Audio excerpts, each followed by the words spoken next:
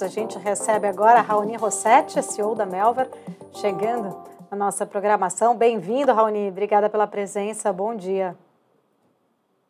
Bom dia, Paula. Bom dia, ouvintes. É sempre um prazer estar com vocês aqui na BMC.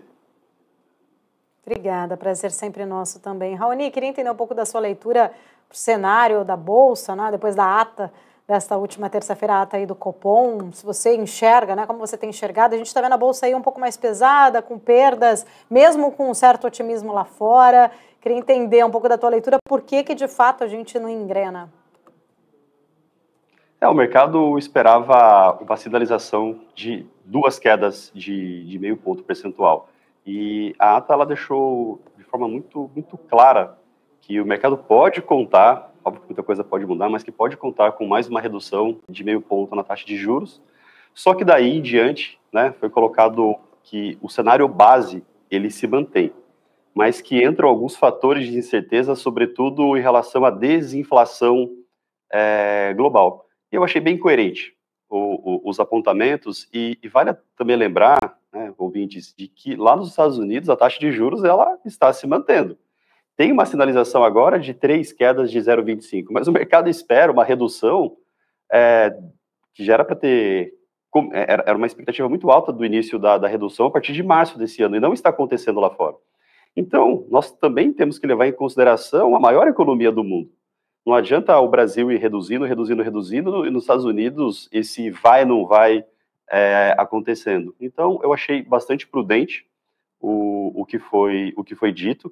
É óbvio que isso traz uma desaceleração do mercado racionário como um todo, afinal, taxa de juros mais altas, o apetite por ativos de risco ele acaba diminuindo, só que, apesar disso tudo, não teve uma grande alteração do que nós já sabemos em relação ao mercado interno, o mercado lá de fora. Então, ter um ajuste na curva de juros é óbvio que deveria ter, isso já aconteceu de uma forma um pouco mais acentuada ontem. Então, Paula, sem grandes movimentações e alterações de uma forma mais macro para a renda variável. Pontos importantes, né, ainda diante dessas incertezas externas do andar ali em relação aos juros nos Estados Unidos, a gente tem visto que essas incertezas elas têm sim afetado bastante ali em cheio, vamos dizer, né, o nosso mercado aqui, mas eu queria entender se na tua visão tem somado também os ruídos mais locais, quando a gente tenta entender de fato essa saída do investidor estrangeiro, 22 bilhões também de reais do nosso mercado até agora, o mês de março, o quanto isso de fato tem influenciado, né, o risco local, todas essas questões internas possam estar influenciando de forma relevante no nosso mercado, até mesmo quando a gente faz essa comparação, o desempenho da Bolsa abaixo dos pares emergentes, né? Esse ambiente ainda muito, talvez, incerto, provocando essa fuga, essa saída de investidor estrangeiro. Quando a gente olha para 2024 de forma isolada, sim, estamos tendo uma saída de capital estrangeiro do Brasil. Se nós olharmos uma perspectiva de 3 anos, o saldo é positivo. Então, sobretudo para os investidores de mais longo prazo, uma saída de uma determinada localização como o Brasil é algo que faz parte de uma alocação, de um rebalanceamento do portfólio. Então, por isso que eu gosto de trazer sempre não apenas uma foto do momento, mas um filme, né? O olhar aí de 3 anos. Só que neste ano nós estamos vendo uma série de interferências, de quebras de governança corporativa, e isso é mal visto por todos os investidores, né? E o estrangeiro ele coloca muito peso nisso. Começando por Petrobras, a questão dos dividendos extraordinários, a tentativa de emplacar Guido Mantega na Vale, alguns casos mais pontuais, como a lambança que nós vimos em Vivara aí nos últimos tempos, que não tem nada a ver com política, mas também uma quebra de governança corporativa.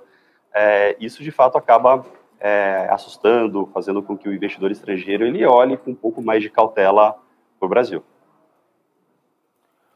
Raoni, muito boa tarde para você, prazer falar novamente contigo.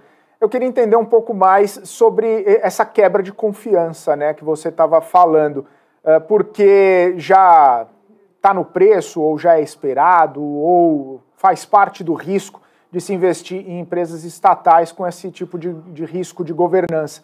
Agora, nas empresas privadas, que mensagem que isso passa, né? Você falou que traz cautela para os investidores, sejam brasileiros, né? Sejam locais, sejam investidores internacionais, mas que mensagem que isso passa quando a gente vê uma série de companhias privadas tendo esse tipo de atitude ou tipo de problema, né, relacionado à governança? Felipe, boa tarde. É sempre muito bom ter essas trocas contigo. Sem querer voltar muito no passado, mas vamos voltar brevemente, né? OGX, Eike Batista, né? Grandes quebras de governança, expectativas locais que trouxeram uma percepção negativa do Brasil para o mundo. Vamos voltar um pouquinho para o ano passado, Americanas, né? Os 3 símbolos do capitalismo brasileiro envolvidos, de alguma forma, na maior fraude contábil do Brasil. Esse assunto não pode ser esquecido. É uma cicatriz que ela existe no nosso mercado, ela não pode ser deixada para depois. A gente pega um outro caso, o caso de IRB, aconteceu foi 2022, bom, me falhou aqui o calendário. Então, IRB, de repente, uma carta do Esquadra apontando um desajuste aí para ser mais polido contábil, e de repente a maior resseguradora do Brasil, ela desaba como uma bigorna caindo no mercado financeiro. A gente pega um caso mais pontual, um caso menor, que aconteceu agora em Vivara. A empresa estava a queridinha do mercado, do setor, uma estratégia muito clara de crescimento, o omnichannel, de repente, uma troca de comando, mudando a tese da empresa para internacionalização. Mais ou menos, um pouco mais de 10 dias depois, volta atrás daquele movimento. Então, são casos diferentes, mas que eles trazem as suas elementos que o mercado ele vai olhar com cuidado em relação a alguns casos de governança corporativa, outros casos, no caso de Petro, Vale, com interferência política. Isso traz uma perda de confiança, sobretudo quando a gente está falando de empresas que fazem parte do novo mercado. Lembrando que o novo mercado ele é o grupo das empresas com, entre aspas, né, em virtude do que está acontecendo, com os mais elevados níveis de governança corporativa. Então, se no caso das empresas que eu citei, que fazem parte do novo mercado, será que essa governança corporativa ela é de fato fiscalizada? Será que ela existe de verdade? E aí, quando a dúvida ela entra no radar das pessoas, um sentimento de cautela ele acaba aparecendo, que muitas vezes significa em venda, em saída de capital. Ô, Raoni, eu me lembrei também, né, você citou várias empresas, teve CVC também com um caso de governança que acabou penalizando as ações da companhia, não especificamente de governança, mas a gente vê uma série de decisões equivocadas também em Casas Bahia, né, que vem trazendo um peso um pouco maior para as ações da companhia, vem trazendo até um pé atrás em relação não só dos investidores, mas do mercado como um todo, em relação à recuperação, traduzido também num resultado, né? A gente teve resultado de Casas Bahia nessa semana, mostrando que a empresa, por mais que tente fazer algum tipo de movimentação, segue bastante prejudicada. 1 bilhão de prejuízo em 90 dias. O que a gente pode concluir, né? Com quebra de confiança, quebra de governança, decisões equivocadas, culminando aí em resultados ruins, negativos, para os acionistas da companhia? Casas Bahia está sendo um caso tão interessante que nós estamos trabalhando nessa empresa a fundo em nosso programa de pós-graduação. Bom, o que está acontecendo com Casas Bahia? Ano passado, em agosto, foi apresentado um plano de reestruturação da empresa. Basicamente, as empresas de varejo e e-commerce, elas precisam de muito capital de giro, precisam de muito dinheiro disponível para a manutenção das operações. E pelo meu entendimento, esse plano de reestruturação, ele foi feito para que a empresa tivesse mais caixa livre, mais recursos disponíveis para manter o negócio. Isso seria feito por meio de uma série de iniciativas, desde fechamento de lojas, desligamentos, vendas de produtos com desconto, né, os famosos saldões, que no primeiro momento impactariam negativamente o faturamento, a margem, em virtude de venda de preços menores, sem contar a reestruturação do modelo de crediário e outras mudanças. Isso foi falado em agosto. Na apresentação do resultado do terceiro trimestre do ano passado, alguns elementos desse plano eles foram apresentados. O que eu esperava encontrar nesse balanço agora, do quarto trimestre? Isso foi apresentado. Foi os próximos passos desse plano de reestruturação. Então, o que foi falado, como fechamento de lojas, que eu apresentei aqui para vocês, isso está sendo executado. Primeiro ponto que eu queria trazer. Só que, em paralelo a isso tudo, a empresa ela precisa funcionar. E há cerca de 2 semanas, ela apresentou o processo de rolagem de dívida, né? O nome técnico utilizado foi o reperfilamento de dívida, que nada mais foi do que um novo prazo para início das amortizações, que será daqui 18 meses, o que faz com que a empresa ela tenha mais flexibilidade de caixa, dado que ela vai começar a pagar daqui 18 meses. Só que para pagar a dívida daqui 18 meses, é preciso ter resultado. E aqui que a empresa ela surpreendeu muito negativamente o mercado agora foi a apresentação de 1 bilhão de prejuízo no quarto trimestre, que foi muito acima do que o mercado esperava. Só que vale a pena a gente lembrar que em 2023 o acumulado foi de 2,6 bilhões de reais. A empresa ela apresentou pelo 6º trimestre consecutivo prejuízo. E não é que pelo 6º trimestre consecutivo prejuízo. E não é que os trimestres anteriores eles tinham resultados formidáveis. Então, a grande preocupação que eu gostaria de trazer para todos nós, para todos os ouvintes, é que, será que a empresa ela vai ter saúde financeira daqui 18 meses para começar a amortizar a dívida? O que parece, um pouco duro o que eu vou falar, mas parece que esse próprio plano de reestruturação que foi apresentado em fevereiro, parece que foi quase que uma antecipação de entregáveis para uma recuperação judicial que seria feita. Parece que a empresa já levantou um sinal vermelho, deixa eu já começar a mostrar para o mercado que existe um plano, porque o negócio vai ficar feio. E está ficando cada vez mais negativo. Ô, Raoni, qual seria o futuro, então, né? Pedido de recuperação judicial, existe espaço para uma consolidação com alguma outra companhia? Fecha as portas, faz uma OPA? O que a gente pode pensar, né? Até nesse estudo de caso que você está muito bem conduzindo, o que a gente pode pensar para frente, né? Se são 6 trimestres de prejuízo, uma hora o dinheiro acaba, né? E mesmo se endividando, mesmo criando alternativas para uma capitalização, tem prêmio. O investidor ele precisa dar votos de confiança para uma empresa que talvez esteja não conseguindo transmitir esse cenário mais confiante. Qual seria o futuro para uma Casas Bahia num cenário como esse, Raoni? Achei tão boa a pergunta que eu vou tomar a liberdade de repassá-la para os alunos discutirem na nossa pós-graduação. Fique à vontade. Quando a gente olha para o setor, Felipe, as empresas, os créditos são seus.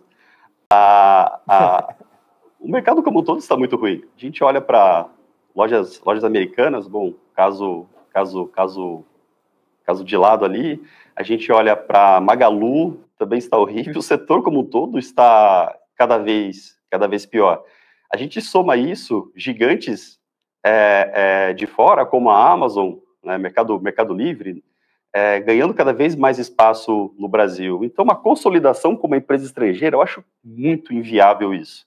É uma pergunta bastante difícil. É um exercício um pouco de futurologia do que pode acontecer com essas empresas. Eu peço desculpa, mas eu não sei muito te responder. Seria muito chute nesse momento. Provavelmente vamos conversar nas próximas semanas, então, Raoni. Leva para os alunos e a melhor resposta ganha um espaço aqui na BMC. Brincadeira. A Paula está me chamando, ela quer fazer mais pergunta para você, Raoni.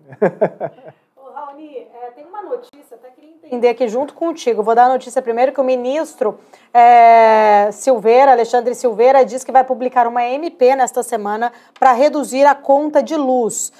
O ministro, então, de Minas e Energia acaba de afirmar nesta quarta-feira que pretende publicar ainda nesta semana 2 MPs sobre o setor elétrico. A maior delas será para garantir o uso de recursos da Eletrobras para reduzir a conta de luz dos brasileiros, incluindo ali um aporte até para aliviar o reajuste extraordinário das tarifas de energia no Amapá. O presidente Lula está cobrando aí o ministro para uma redução no preço da energia neste mercado regulado, que são ali os consumidores atendidos pelas distribuidoras locais, e a ideia, então, principal seria usar fundos criados com a privatização da Eletrobras para aliviar despesas cobradas na conta de luz. Essa MP vai pedir depois autorização ao Congresso Nacional para utilizar 26 bilhões de reais em recursos que a Eletrobras terá que destinar a um fundo criado na Lei de Privatização da empresa, que determina aportes até 2052 para o uso em políticas ali de modicidade tarifária. Antes de trazer o Raoni, deixa eu só ver como que está o ativo agora com o Maurílio Goldner, para a gente entender, né, de fato, se está tendo alguma reação em Eletrobras. Depois a gente repercute mais aqui com o Raoni. Fala, Maurílio. Bom, a gente tem aqui, Paula, os dois papéis da Eletrobras caindo, né? As ações da Elet 6, que são as ações ordinárias, numa queda de 2,19%, e a Elet 3, né? E a Elet 6 com uma queda de 1,06% neste momento. E aí a gente nota aqui, quando a gente acompanha o gráfico, que o dia abriu no negativo, as quedas foram se aprofundando. Aqui nós temos separação por intervalos de 30 minutos, e só nessa última meia hora que está tendo uma reação do papel como um todo, mas é um dia também é um dia de quedas. O Elet 6, vamos abrir também, num movimento bem parecido também. Abriu neutro, uma queda mais impactante, e agora está tentando reagir, tentando subir mais um pouquinho aqui. Paula. Obrigada, Maurílio.